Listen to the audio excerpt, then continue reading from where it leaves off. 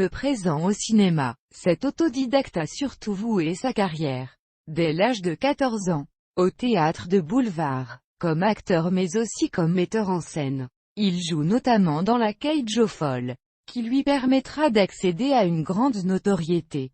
Le dîner de cons, Le canard à l'orange et Trompé n'est pas joué. Dans les années 1970 à 1980, il est l'une des vedettes récurrentes de l'émission de télévision Au théâtre ce soir, dont il met de nombreuses pièces en scène. Il apparaît également dans des séries comme Les 5 dernières minutes en 1965.